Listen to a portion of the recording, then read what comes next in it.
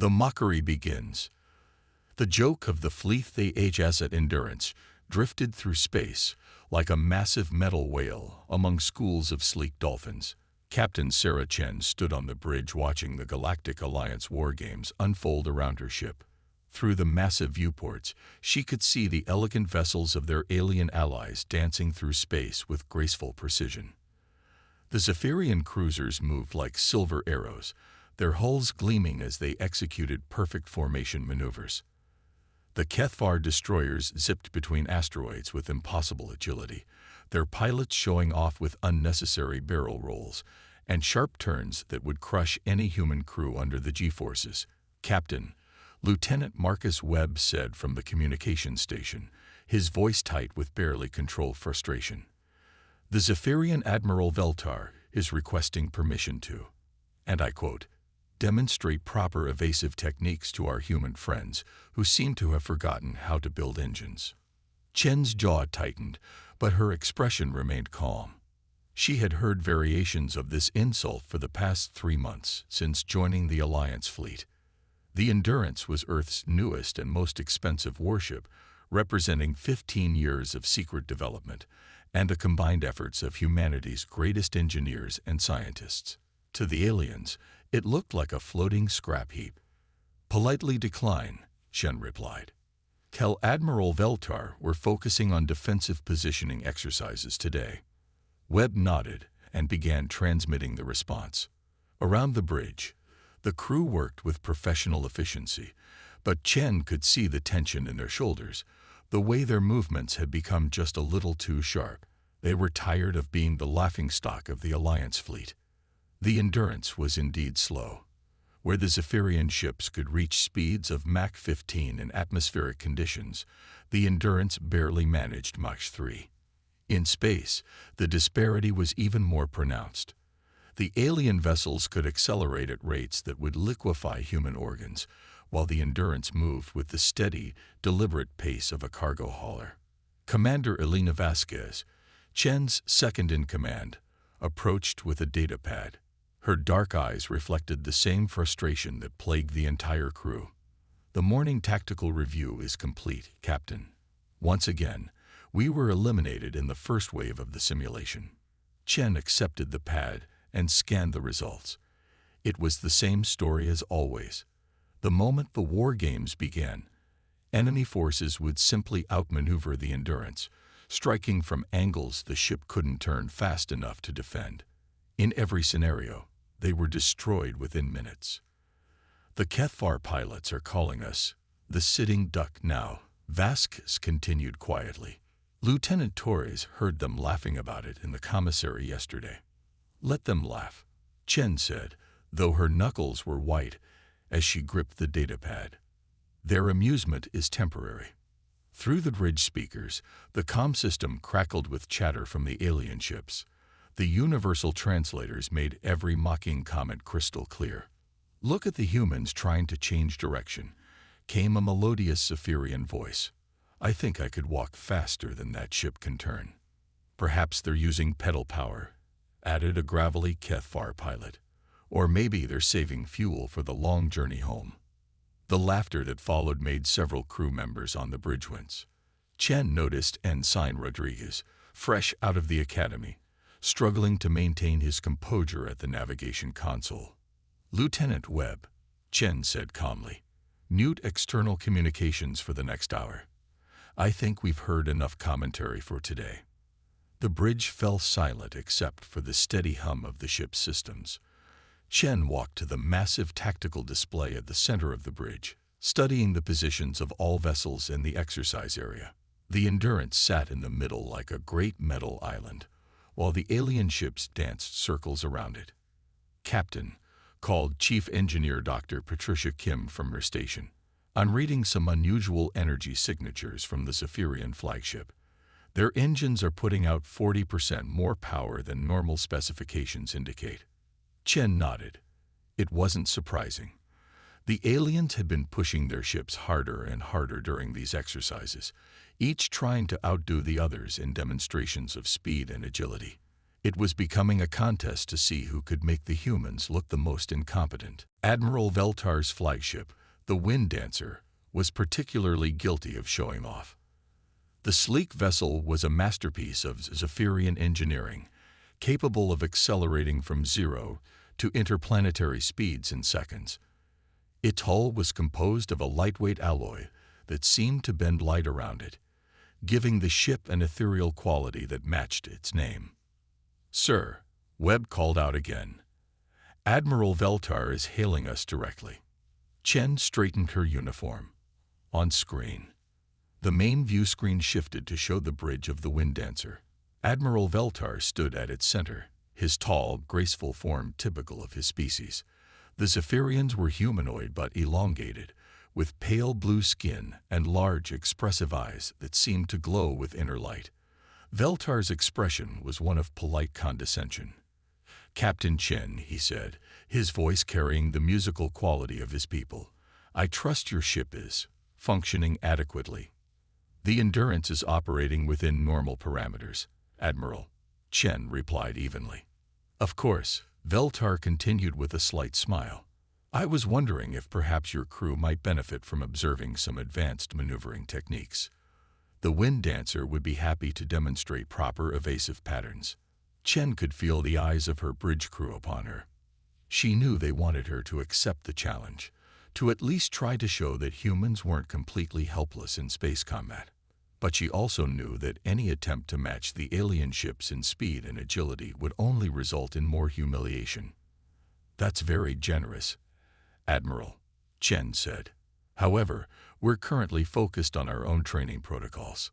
Veltar's smile widened slightly. "Ah yes, defensive positioning. A wise strategy for a ship of your capabilities." "Very well, Captain. Perhaps another time." The transmission ended, leaving the bridge in uncomfortable silence. Chen could sense the disappointment radiating from her crew. They'd wanted to fight back, to prove that Earth's newest warship was more than just an oversized target. "Captain," Vask said quietly, approaching Chen's command chair. "The crew is starting to ask questions. They know the Endurance cost more than the previous 3 ship classes combined, but they can't understand why. From their perspective, we're flying the most expensive failure in human history." Chen nodded slowly. The crew's frustration was understandable and justified from their limited perspective. They didn't know about the Endurance's true capabilities because those systems were classified at the highest levels. Only a handful of people aboard knew why the ship had been built to be slow. "Commander, call a senior staff meeting for 1400 hours, Chen said. "Department heads only. Conference room Alpha." "Yes, Mom." As Vasquez moved away to carry out the order, Chen returned her attention to the tactical display. The alien ships continued their graceful dance around the Endurance, each maneuver a silent insult to human engineering. But Chen knew something they didn't. The Endurance wasn't built to race other ships. It was built to stop things that couldn't be stopped any other way. The war games continued for another 2 hours, with predictable results. In every scenario, the Endurance was eliminated early, usually within the first few minutes. The alien commanders made increasingly elaborate demonstrations of their ship's capabilities, each trying to outdo the others in speed and precision. During the final exercise, the HFY squadron leader, Commander Roxtak, performed an especially flashy maneuver that involved weaving through an asteroid field at velocities that pushed even his ship's advanced systems to their limits. His vessel, the Bone Ripper, lived up to its intimidating name with hull modifications that gave it a predatory appearance. "Show off," muttered Dr. Kim from her engineering station. Chen had to agree. The maneuver served no tactical purpose other than to demonstrate how utterly outclassed the human ship appeared to be. But she also noticed something else in the sensor readings. The HFY ship's engines were running hot, pushed beyond their recommended operational limits. "Dr. Kim," Chen said, "are you monitoring the engine temperatures on that HFY destroyer?" Kim's fingers danced over her console. "Yes, Captain. They're running at 115% of recommended maximum. If they keep pushing like that, they're going to start seeing system failures. Noted, Chen replied. It was another piece of data to file away for future reference. The aliens were so focused on humiliating the humans that they were beginning to push their own ships into dangerous territory. The morning's exercises finally concluded with the familiar announcement from Admiral Veltar. Exercise complete. All vessels return to standard patrol formation. The Wind Dancer will take point position. Chen watched as the alien ships smoothly transitioned from their game formations into a proper military formation suitable for patrol duty. The Endurance, as always, was relegated to the rear guard position, where its lack of speed would be least problematic. "Captain," Webb called out, "we're receiving new orders from Alliance Command." Chen accepted the data pad containing their new assignment. As she read through the details, her expression grew more serious. The orders were routing the entire fleet to the Kepler sector, where several frontier colonies had gone silent over the past week. Change of plans, Chen announced to the bridge. "We're moving to investigate missing colonies in the Kepler sector. Set course for the Kepler 442 system. Maximum sustainable speed." "Aye, Captain," responded the navigation officer. "ETA 14 hours at current velocity." Chen noticed that the alien ships would reach the system in less than 8 hours. Even when responding to a potential emergency, the Endurance would arrive fashionably late. But as she studied the mission parameters, a familiar feeling began to settle in her stomach. Something about this assignment felt different, more serious than the routine patrols and exercises they had been conducting. "Commander Vasquez," Chen said, "move that senior staff meeting to 1300 hours, and add Dr. Rebecca Martinez from the Xenobiology Department." "Yes, ma'am." "Any particular reason for the addition?" Chen looked at the mission details again, noting the scattered pattern of colony disappearances and the complete lack of distress signals. "Call it a feeling." As the Endurance slowly turned toward its new heading, Chen couldn't shake the sensation that their peaceful period of humiliation and training exercises was about to end. Somewhere in the Kepler sector, something had silenced 3 thriving human colonies without so much as a distress signal. And for the first time since joining the Alliance fleet, Chen found herself hoping that when they finally encountered whatever was responsible, the Endurance would have the chance to show what it was really capable of. When giants awaken, the silent colonies. The Kepler 442 system greeted the Alliance fleet with an eerie silence that made even the most experienced crew members uneasy. Captain Sarah Chen stood on the bridge of the Endurance, studying the sensor readings from the first colony they had investigated. New Haven, a thriving agricultural settlement of 50,000 people, was completely empty. "Captain," Dr. Rebecca Martinez reported from the science station, her voice tight with concern. "The bioscanners confirm 0 human life signs on the planet's surface. But there's something else. No signs of struggle, no damage to infrastructure, no bodies. It's as if 50,000 people simply vanished." Chen nodded grimly. They had now investigated all 3 silent colonies, and the pattern was identical each time. Complete disappearance of all human life, with everything else left perfectly intact. Food was still fresh in refrigerators, vehicles were parked normally, and personal belongings remained undisturbed. "Admiral Veltar is requesting a fleet conference," Lieutenant Webb announced from communications. "Put it through to the main screen." The view screen activated, showing a split display with Admiral Veltar of the Zephyrians and Commander Rockstack of the Kethvar forces. Both alien commanders looked as disturbed as Chen felt. "Captain Chen," Veltar began, his musical voice unusually subdued, "I assume your findings match ours. Complete population disappearance with no signs of violence or struggle," Chen confirmed. "Dr. Martinez, please share your analysis." Martinez stepped forward, her gray hair pulled back in a severe bun that emphasized the worry lines around her eyes. Whatever removed these populations did so with surgical precision.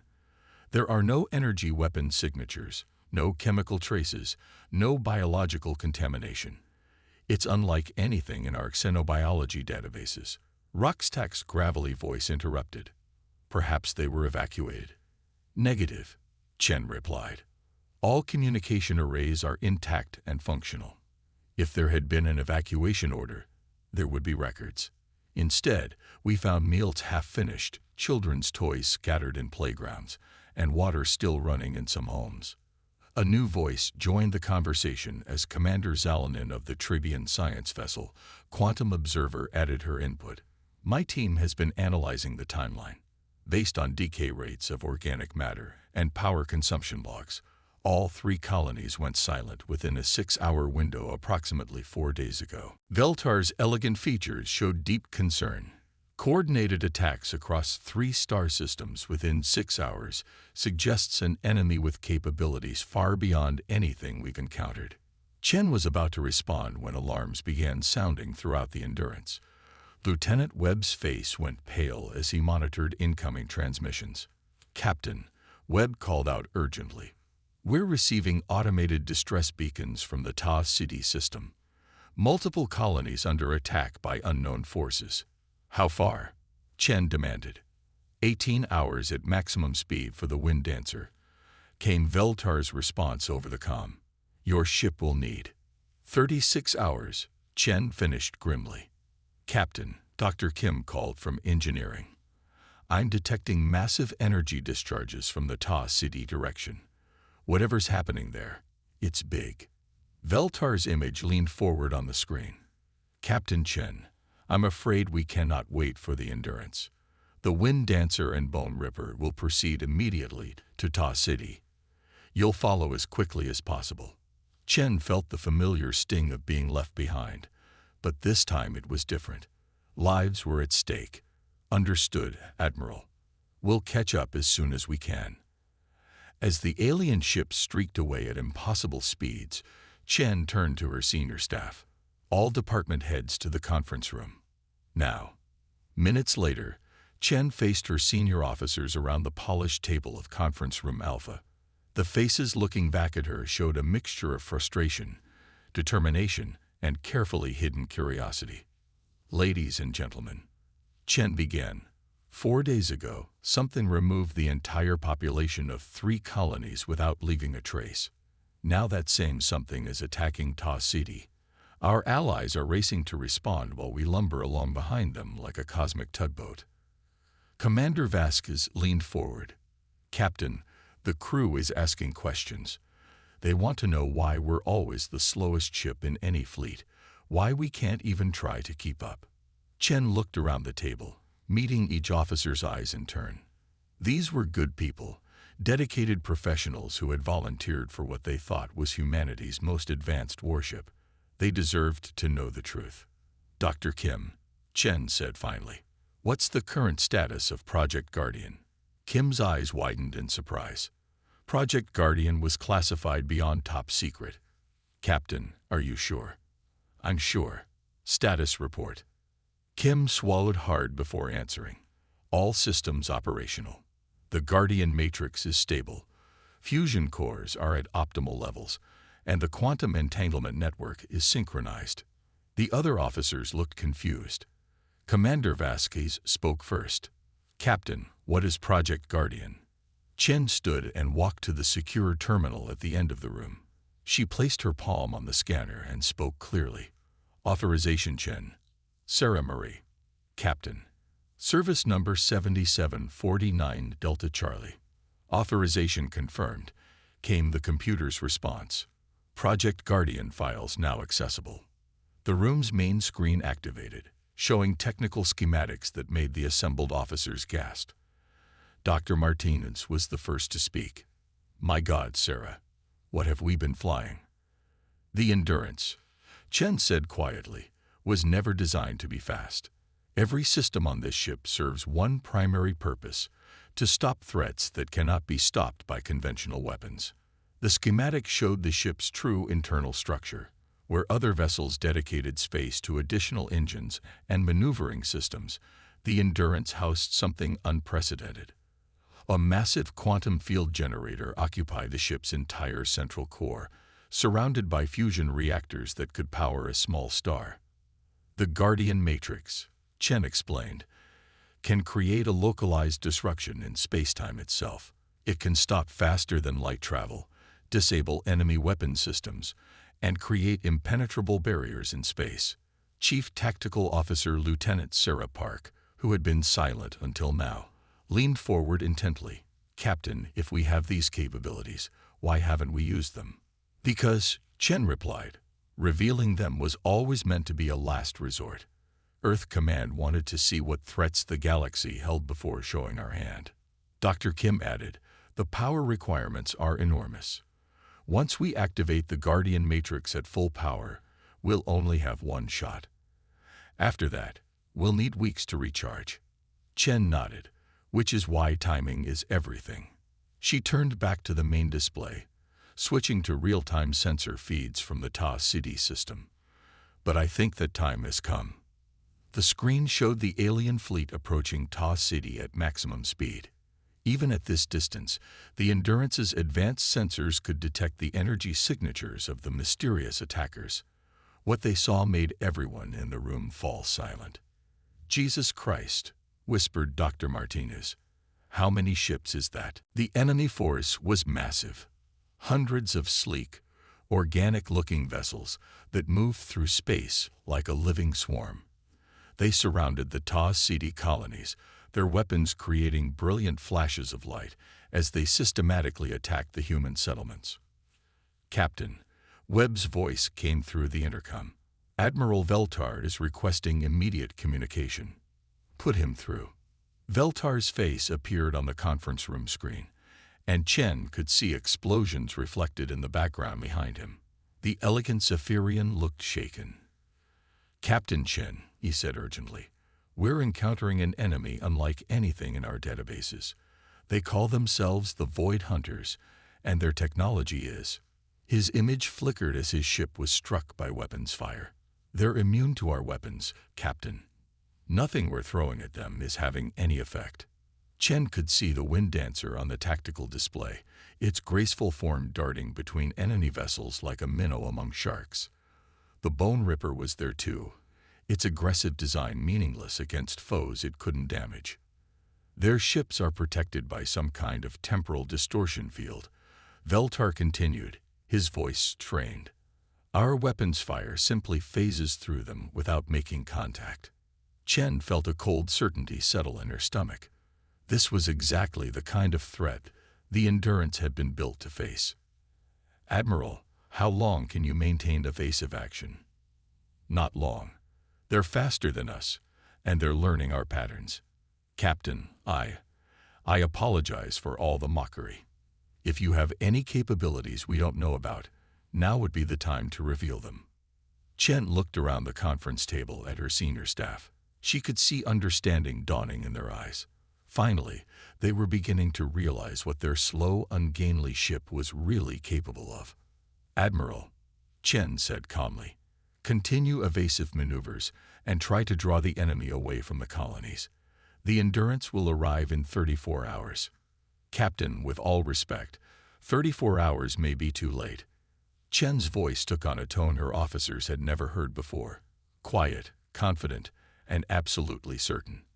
"Admiral, the Endurance will arrive in 34 hours. That's not a request or a hope.